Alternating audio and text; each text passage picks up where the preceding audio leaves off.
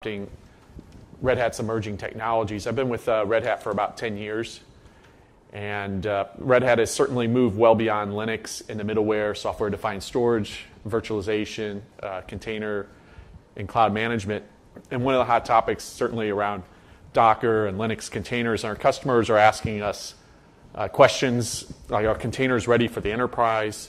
What about container security? And how do I scan container images for security vulnerabilities and compliance? And so in today's presentation, I'll go over why Linux containers, what are Linux containers, and from a security perspective. Also talk about an analogy with the three little pigs, and talk about container security and some of the tools like OpenSCAP, which is an open source project for scanning container images for security vulnerabilities, as well as checking for compliance. Feel free to ask questions as we go along. And starting out, in IT, there's a shift being driven by the need to accelerate application delivery and the underlying infrastructure of the how, what, and where of application development processes, application architecture, as well as the underlying infrastructure. Gartner calls this the era of Mode 1 and Mode 2 applications. Mode 1 being your legacy applications, maybe a SQL database running on a virtual or a physical infrastructure. Typically, it's updated maybe every 6 months, 12 months, etc. And Mode 2 is really these new wave of applications. Maybe it's Hadoop, maybe NFV in the telco space. Mobile back-end services. These applications have a higher velocity of updates, as well as scaling up and scaling down. Also, a common thing that you're seeing with these workloads is they're all based on open source solutions, whereas these Mode 1 applications were more proprietary-based solutions. And a big part of this new wave is containers. And so we're going to talk a little bit more about containers and container security as well. And containers are a big part of this shift because they're in the middle of a big problem within IT. On the left side, you have the business pushing the developers to quickly release new features and capabilities. The developers want access to the latest platforms and tools. But on the operations side, they're in charge of security and compliance, being directed by the security teams and other standards that they need to meet for their industries in terms of regulation. And so there's a lot of friction, and what you're seeing is on the developer side, they're commonly going around operations, maybe to a public cloud provider, or just setting up their own environments so that they get the tools that they need when they need it in an accelerated manner. And so this is a lot of friction, and so containers are really coming to the rescue because they're enabling the developers to package what they need and move at their own speed, while operations can continue to enforce security, compliance that the security and compliance teams are regulating. And so this allows the business to quickly move applications from dev test into production. And so let's talk a little bit about Linux containers. Open Container Initiative is a standard body within the Linux Foundation. And one of the nice things that they're doing is they're trying to eliminate the barriers to adopting containers right from the get-go, right? So that we can accelerate the adoption curve and eliminate the fighting over different image formats or different runtime standards, and coming together and creating a standard. So a lot of these companies have all joined this initiative, and Docker, the company, has contributed two things, really. One is the image format, and then two is the actual runtime, or run-C, it's called. So this committee is making sure that we have standards around the image format as well as the runtime to ensure consistency and compatibility from all the different vendors. And so, Linux containers have the promise of being able to package your application once with your dependencies and libraries, and then be able to deploy anywhere. And these containers are typically lightweight from an image perspective, much more so than a virtual machine, bringing new possibilities, and then also providing isolation of the process, the network, and the file system as well. And containers are not new. They've been around for quite a while, whether it was Solaris Zones, OpenVZ, in the Linux kernel. Google contributed quite a while ago. But what has happened is Docker, with the standards body, has standardized on the image format, the API for the runtime, and the runtime itself. And so now we're seeing an accelerated adoption curve with containers, as well as it's addressing a critical business issue. And so the basic premise of containers is the ability to build, ship, and run, right? And a little bit different than virtual machines, especially with the sharing aspect. But in terms of build, the make file, which is the Docker file in this world, and it's not just for a particular language, it's any workload or any language, allows you to package in the operating system. In this case, Fedora, we're grabbing the latest version and just doing a hello world. And then we can build that and then push that image into a shared repository. So this becomes the social or the sharing aspect of containers and really allows a lot of reuse and also the ability to quickly move containers from one environment to another because it's easy to access these. So you can actually push these images and then actually pull them down and run them in your environment, no matter where it is, dev, test, production, physical, virtual, public or private cloud. And one of the key differences with a container versus your traditional virtual machine or even physical server is that the container shares the kernel at the host level amongst all containers, right? So that has a lot of security implications to it, whereas in the physical or virtual machine, it has its own dedicated kernel.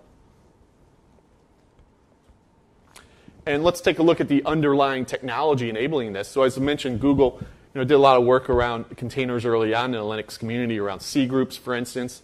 That provides the resource management, the ability to put quotas around disk, memory, CPU, so that they play nice amongst other containers. A thing to note is that when you do run, for instance, Docker and create a container, it's not restricting resource usage unless you specify that. So you want to make sure that you do that, as well as namespaces.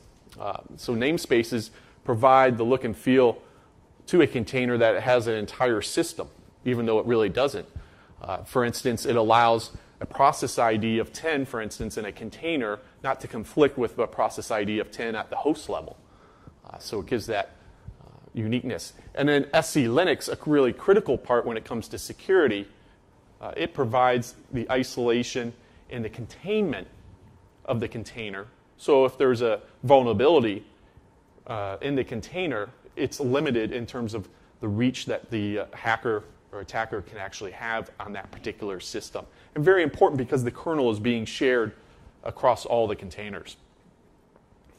In terms of image format, some uniqueness here. The Docker container image format has layers to it. All image layers are read-only, so typically you have a copy-on-write file system that's underneath. In Red Hat Enterprise Linux, we have OverlayFS supported in 7.2. And then when a container is run, the topmost layer is read or write. And that's essentially when you make a change, instead of putting it into the base image layer, it's going to actually add a layer and put that change up there. In terms of actually building your container, typically you'll start with a base image, as in that previous example with Fedora. And then you'll add on your additional application runtime, for instance, Java, along with its dependencies, and then your actual code. Right? And that would be the container, multiple layers would be the output.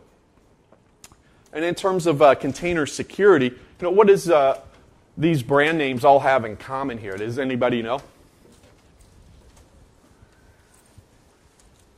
Right. A lot of very recognized brands. And in 2014, unfortunately, these companies were all victims of a data breach from a security perspective. They represent over 1 billion records were attacked and these companies and many more in 2014. So, and you ask, what was the reason for these attacks, or how was it happen? One was outside attacks, right? Secondly was just accidental loss. But thirdly was actually compromise of internal security, right? So employees within the company.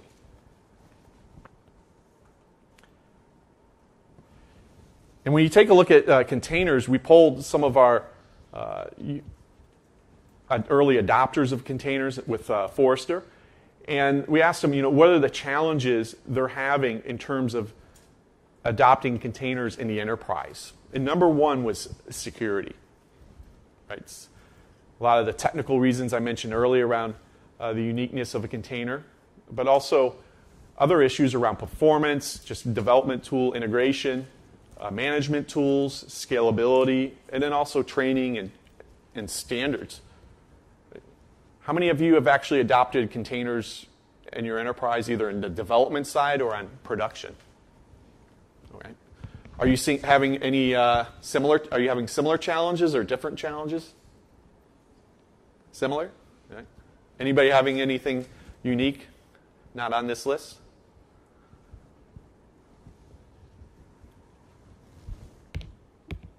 Right, so when it comes to security, as I ask customers over the years about their security practices, one of the alarming things was kind of the cavalier approach to security in the enterprise.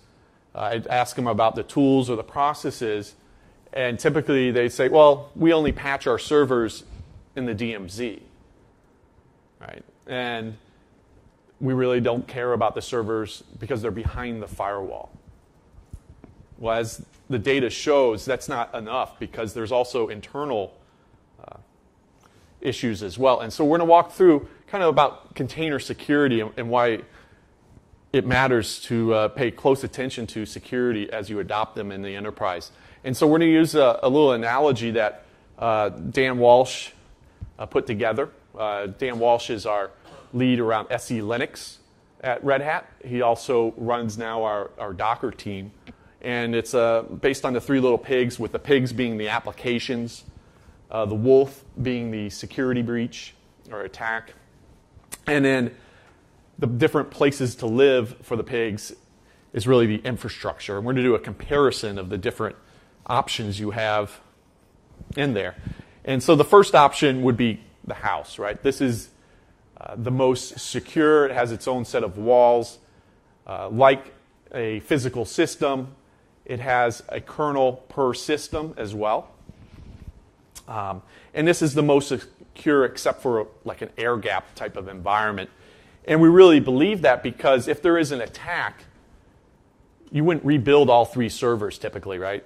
You typically rebuild the one server in your environment that was identified as being attacked and breached.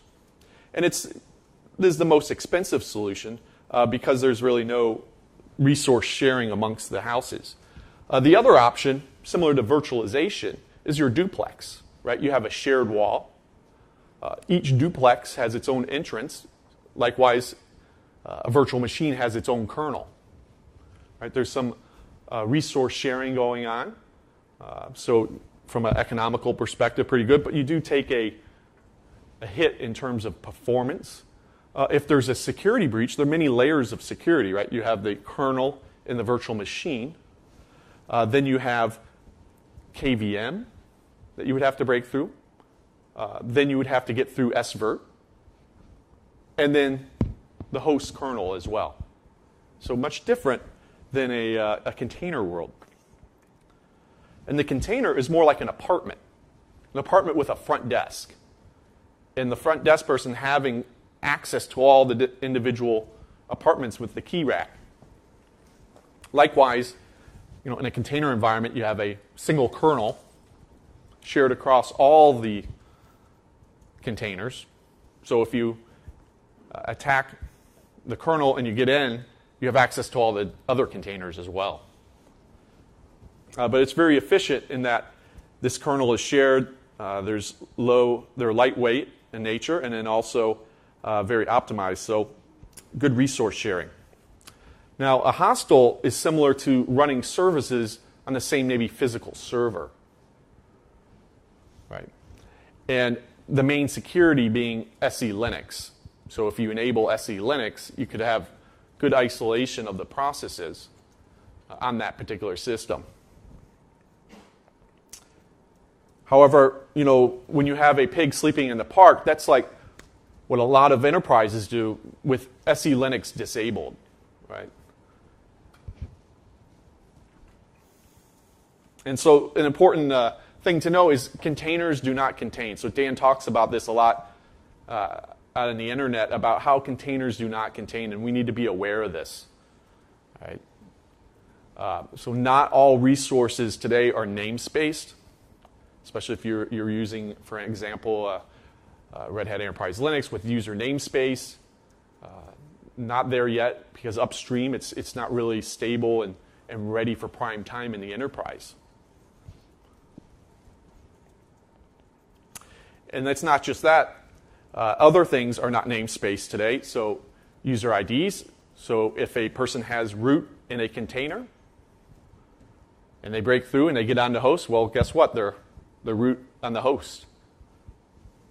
And what does that mean? They're root in any container. All right, the kernel key ring, store a lot of encryption data there. The kernel itself and the modules are not namespaced, as well as the devices. So we need to be careful what device drivers I'm loading on my system. And then also the system time. So you change the system time on the host, it affects the containers. So those are important things to know as you deploy and plan different workloads to be containerized. And so, what are the security risks around containers? Certainly, kernel exploits, as I mentioned, the vulnerabilities there. Denial of service attacks. So if you're not putting quotas on your containers, one container can have a negative impact on all your resources. Container breakouts. So getting through the security of one container can certainly cause issues. And so SE Linux, it's important to have that enabled. Poisoned images, right? So you need to be aware of what are you pulling in and running on your systems. Where are you getting these images from? And we'll talk more about that. And then compromised secrets, right? Within the Docker file, you're able to put maybe the username, password using secrets. You want to be aware of the security around those as well. So I mentioned, security around container images, right? Well, we did some statistics and analysis of different images on Docker Hub, and 64% of them have a high or medium priority security vulnerability. So the whole thing about poison images, making sure you're aware of what are you pulling down. So example, shell shock, heartbleed, poodle, very popular in the news vulnerabilities.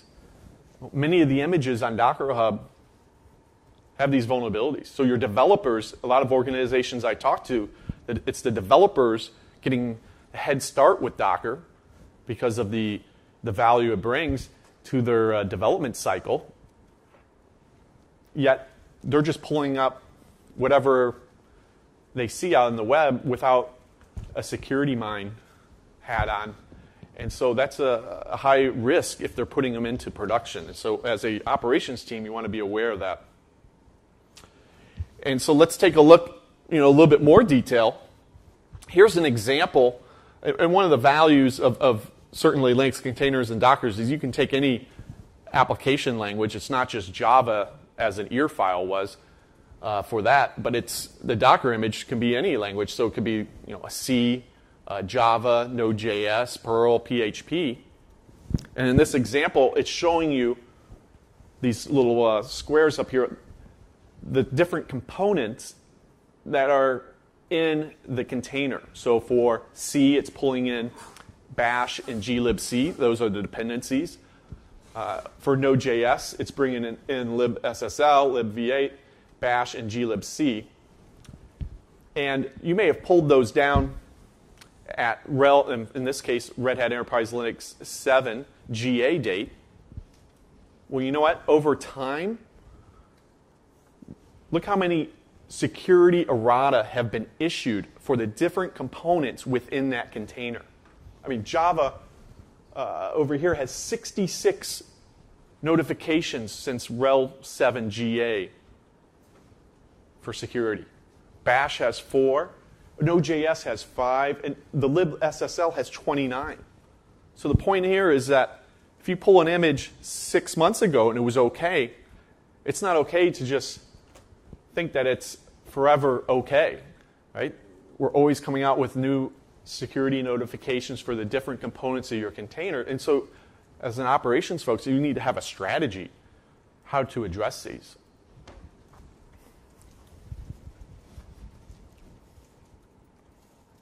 And here's just some more detail showing you, where are the vulnerabilities coming in the top packages. And number one is the kernel, right? And the kernel is so critical in a container environment because it's shared across all the containers. If there's a vulnerability in the kernel, then everybody on that system is exposed, potentially. Right? And in the enterprise, a lot of Java development. So you see Java there at the top, almost consuming the top 10 after that. So it's very important to pay attention, where are you getting your kernel, where are you getting your different components, where are you getting your images. And so now we're going to talk about OpenSCAP and how it addresses compliance and vulnerability audits. So how many have heard of SCAP? Okay. So there's a standards body, National Institute of Standards and Technology. In the U.S., they come out with a database and a checklist. So a database of security vulnerabilities. Right? So this is how different distributions know, hey, there's a security breach. And then also checklists. So these are standards that are produced that come out and say, hey, in order to have a secure system, here are the different policies you should check on your system. And so those are provided out to the public. And they're the basis for which distributions are using to identify when they need to actually update their components. And here's an example of a CVE, so a common vulnerability and exposure, and the different components. So you'll have a numerical number associated with the CVE, and then also how important is it. So in this case, the impact is important. When it was made public, right? So a lot of vulnerabilities are known within a embargoed set of companies that work to address the issue and to have like a day zero fix so that they actually come out together and have a solution on the same day it's known publicly. And then also, in this case, we map it back to a Bugzilla, but also providing details as to why you would actually want to update your system. And so providing some details about the vulnerability.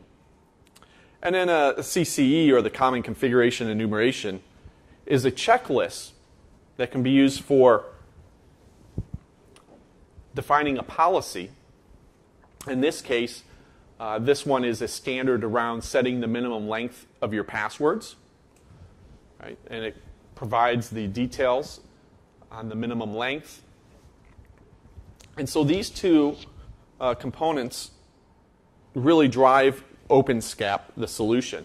And so the content for this tool is provided in a security guide. So the different distributions, whether it's Fedora, Ubuntu, Red Hat Enterprise Linux, have security guides with this SCAP information. They also have CCEs and CVEs. And once you have this data, these checks, you can actually apply them using open source solutions such as OpenSCAP. So OpenSCAP is a set of utilities as well as the back-end data around security vulnerabilities as well as the policies for security compliance. And then these toolings generate reports on your containers, your systems, or your virtual machines. And we'll go through more detail about the different use cases.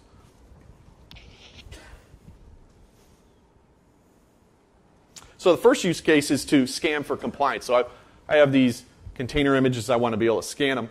You know, our password quality requirements set, are obsolete services enabled, such as Telnet, is OpenSSH properly configured, is /temp on a separate partition. So these are pretty common policies that a lot of system administrators enforce on physical, virtual, and why not containers as well.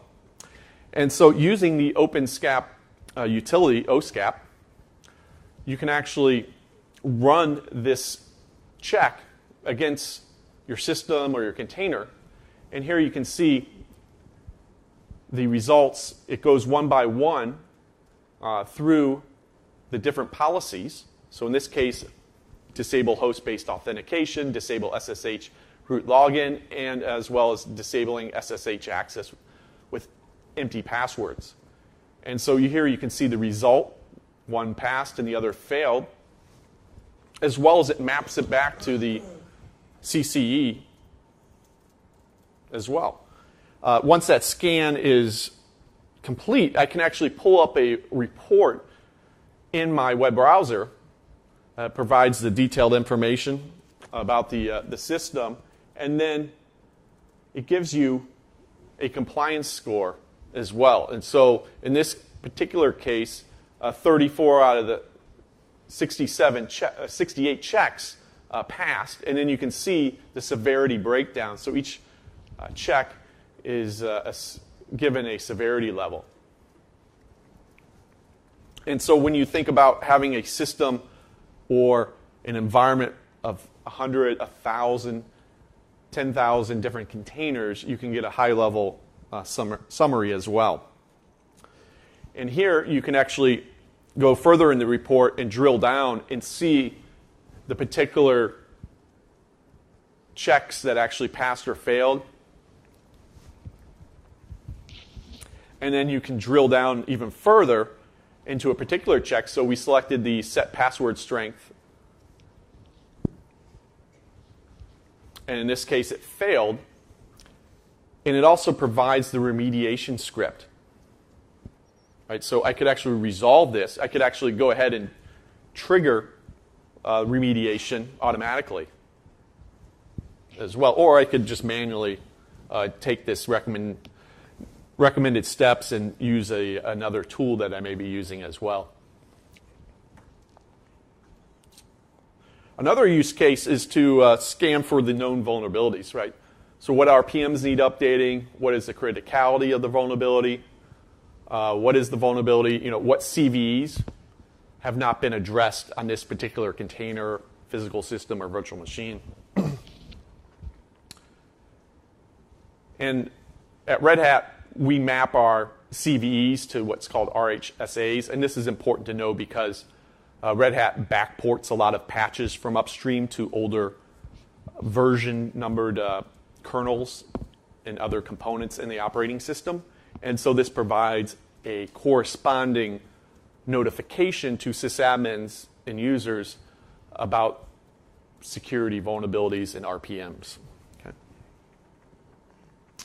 And so this shows you an example of this backporting. For example, upstream, which we call maybe linux.org with the kernel. In this case, there's a CVE that's been released.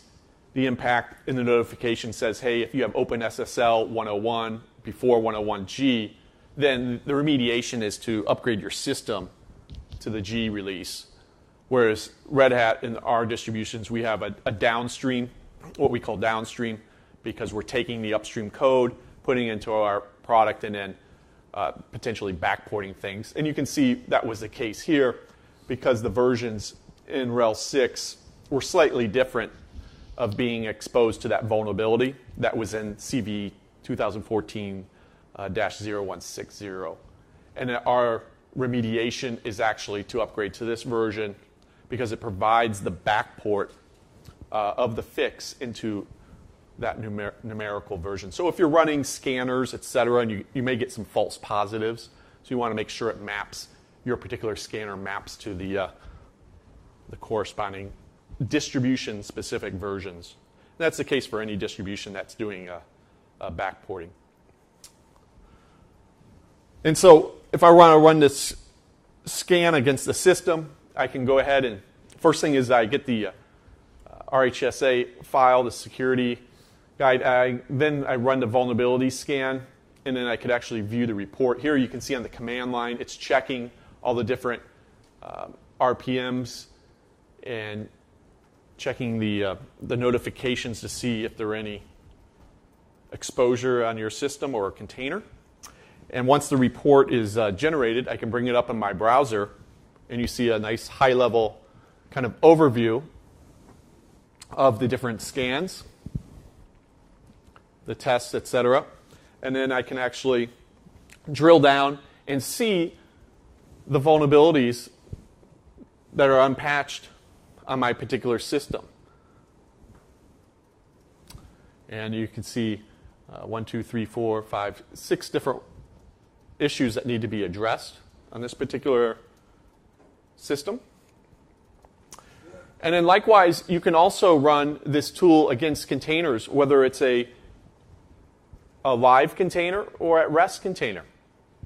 Right? So you're thinking about, is the Docker image compliant? Is the image patched? Well, OSCAP can do that for you. And here I'm going to go ahead and install the OSCAP-Docker tool, which is an add-on script to OSCAP. Go ahead and install Docker as well as pull a RHEL 6.2 image. And then first I'm going to do the offline scan. And so I can run the OSCAP Docker command with the profile specified. And then also I can do the vulnerability scan on the RHEL 6.2 image. And then once this is done, I can actually generate the report. And likewise, it would be a similar report to what I just showed, but for the particular container at rest or actually online. So it gives you that flexibility. The container does not have to be running to actually check it.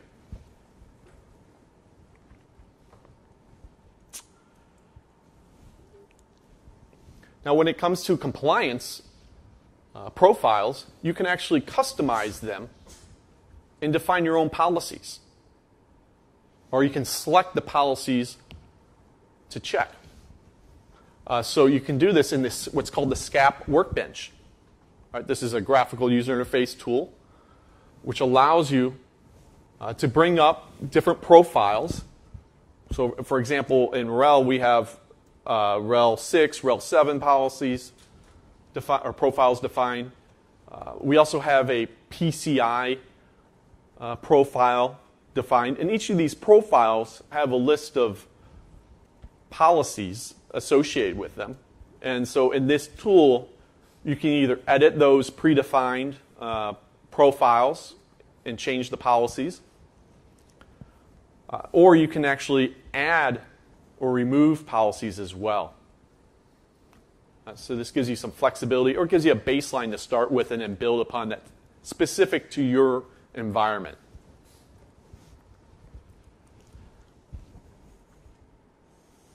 Also, OpenSCAP has been added to Anaconda, so as a part of an installation process. So this may be more applicable to virtual machines or physical hosts, but as a part of the installation process, you can now incorporate these checks as well.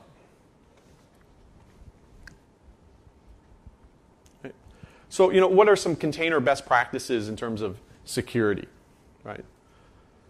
So run containers with least privileges, right? Don't run processes and container as root. Make sure that you run these container images from trusted parties, right? So a lot of folks are actually installing and setting up private registries within your firewall. not going out to Docker Hub, for instance, and pulling down those images. Also, container apps should drop privileges, so don't run them as root, and that's a default. Also, host operating system matters, right? We talked a lot about how there's a lot of security vulnerabilities in the kernel over time. Talked about how the kernel is shared across containers and the hosts, so unique security implications, right? Easier to attack and less layers. Also, applying kernel security fixes, very important. We saw the large number of kernel vulnerabilities out there. So it's important that you have tooling, automated notification, and a set of tools and processes to address containers in your different environments, dev, test, and production. And then also, I think, the story about the three little pigs and highlights the need to enable SE Linux in a container-based environment. Right? We have to get out of the bad practice of disabling SE Linux when we log on to the box after the installation. And then also, examine container images for security flaws. So over time, obviously, vulnerabilities are added, are released. You want to address and patch these. Don't just pull down an image and forget about it. And we need to kind of educate and make our development teams as well as operations aware of the implications as well. Now, if you'd like to get some additional information, here are a few resources to check out. So Red Hat produces a security guide with recommended best practices. Also, I recommend coming up to speed on SE Linux. There's a lot of new tooling and training to kind of simplify that over the years. Also, in terms of audit log, you want to be enabling that on your container hosts. Also, identity management in terms of having authorization, authentication, and keys. The security blog, we publish a security blog. And then the Three Little Pigs coloring book that Dan produced is available in an online version. It goes into a lot more detail. There's also one on SE Linux as well. So if you want to learn more about SE Linux and have an easy to understand kind of analogy, there's a SE Linux coloring book around the pigs as well. So I definitely recommend that you check those out. And I want to thank you for attending today's session on container security. And if you have any questions, feel free to ask.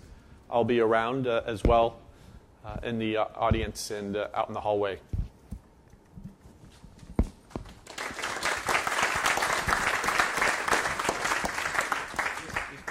So just wondering, I don't know much about security, but I'm just wondering about PCI compliance and Docker and any experience you've got to share there and any pitfalls and things you can avoid.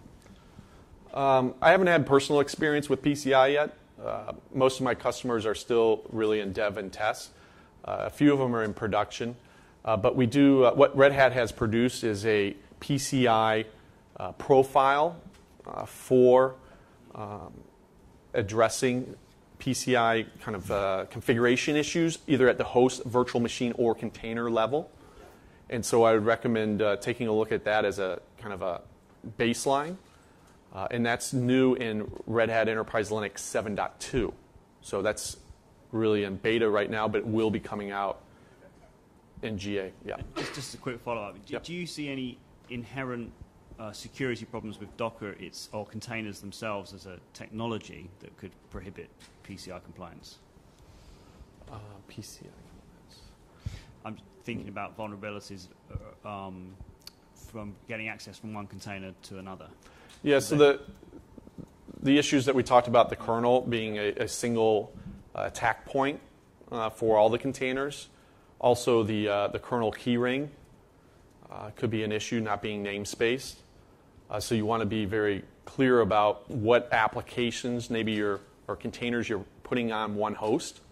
You may want to have some isolation of certain apps on one host and others on another. So you may want to do that physical separation. And the management tools like Kubernetes for containers management can help you label your hosts so that maybe this batch of hosts are like a certain security level, another group is a different security level, et cetera, et cetera. And so you could kind of classify maybe level 1, 2, and 3, and then have Kubernetes label those hosts.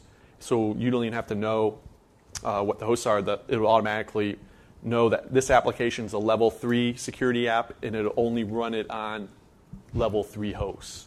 So maybe those are trusted hosts to have highly secure applications running side by side.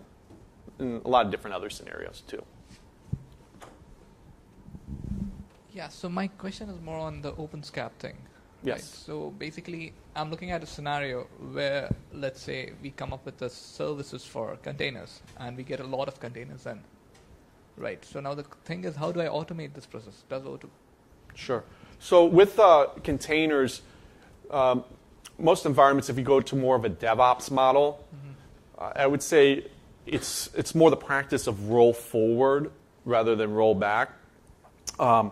And what we would do is typically be notified, hey, the base image has been updated to address security vulnerabilities, and that would trigger a rebuild of the container. And then you would actually deploy that container and copy it in number of times. Maybe you're using something like Kubernetes, which is a container manager, and it can declaratively say, hey, I must have at least 10 instances of my web front end, and it would just roll out that new version. It handles things like gradual rollout or A/B type of deployment models. And so that's the way that you would address, rather than going and patching all those individual containers out in production. Yeah. Okay, so I'm not so good with the container architecture, but still, like, let's say I've got an application installed in there.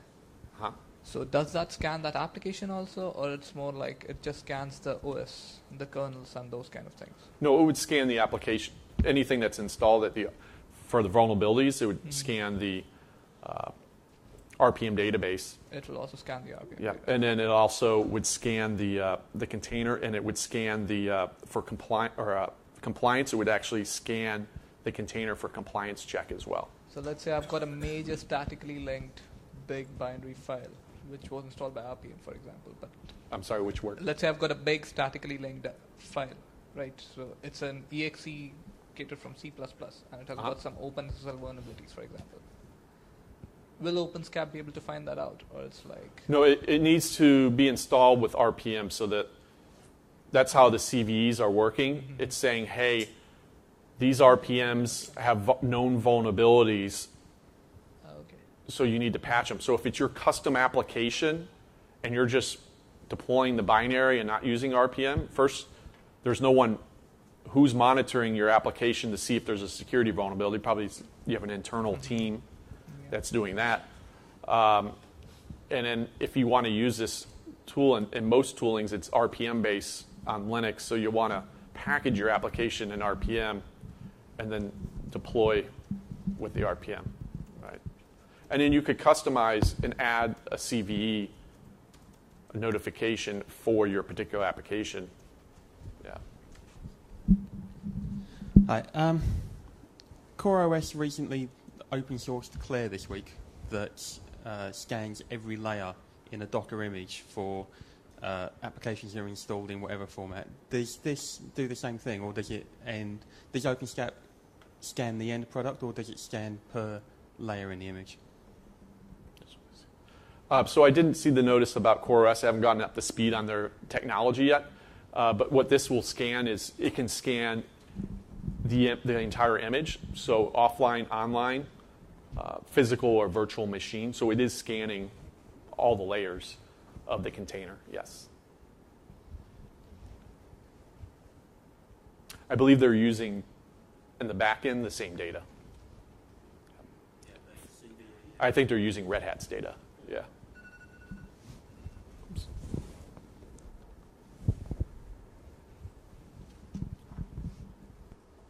Any other Questions? Great. How many of you are developers versus operations? Yeah, or you're both, right? That can overlap. Huh? Great. What are you guys using any management tools for containers today?